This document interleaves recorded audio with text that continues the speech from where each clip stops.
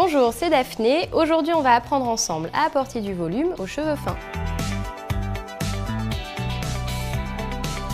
Pour apporter du volume à vos cheveux fins ou vos cheveux raides, vous pouvez utiliser plusieurs produits différents. Je vais donc vous montrer tous les produits que j'adore utiliser.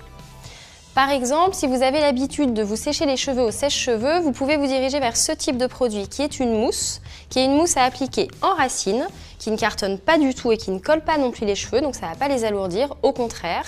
Et c'est une mousse qui est thermoactive, qui agit grâce à la chaleur de votre sèche-cheveux. Toujours si vous avez l'habitude de vous sécher les cheveux au sèche-cheveux, vous pouvez vous diriger vers ce type de spray, qui est un spray Kevin Murphy que j'aime beaucoup parce qu'il a une double action. Il va apporter un volume instantané grâce à la chaleur du sèche-cheveux et en plus de ça, il va stopper la chute de cheveux si par exemple vous venez d'accoucher ou bien si vous avez une chute de cheveux temporaire. Si vous n'aimez pas spécialement vous sécher les cheveux au sèche-cheveux, vous pouvez vous diriger vers des produits qui s'utilisent sur cheveux secs. Alors par exemple, moi j'aime beaucoup utiliser le shampoing sec Kevin Murphy, qui est un shampoing sec qui va apporter une légère densité, donc ça ne va pas vous apporter un volume qui est vraiment hyper visible, mais qui est durable par contre tout au long de la journée. Et donc il est appliqué en racine et surtout ce que j'aime beaucoup avec ce shampoing sec, c'est qu'il ne ternit pas du tout les cheveux.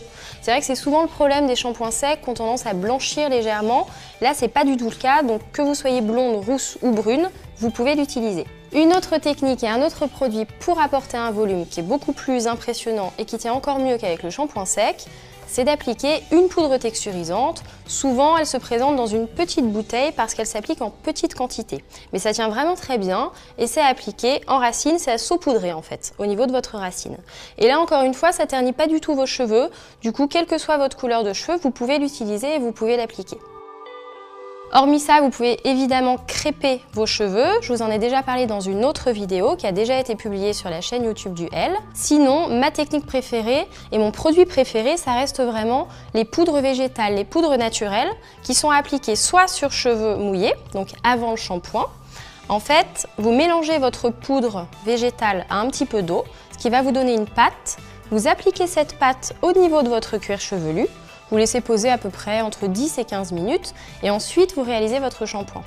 Et c'est vrai que de faire ça, vous verrez assez rapidement qu'il y aura un effet densifiant au niveau de vos cheveux et en plus, ça stoppera la chute de cheveux si jamais vous êtes sujet à une chute de cheveux temporaire. Vous pouvez également utiliser la poudre d'Alma, qui est la poudre végétale que je préfère et donc que je vous recommande, sur cheveux secs en guise de shampoing sec. Par contre, comme vous pouvez le voir, comme elle est un petit peu colorée, évitez de l'utiliser si vous êtes trop blonde ou à l'inverse trop brune. Ça sera plus réservé à des châtains, donc à peu près dans les mêmes tonalités que mes cheveux. Et voilà, notre vidéo est maintenant terminée. J'espère que mes astuces vous ont plu et que j'ai été claire. Surtout, n'hésitez pas à vous abonner à la chaîne YouTube du L. Et nous, on se retrouve très vite pour de nouvelles astuces capillaires. À bientôt!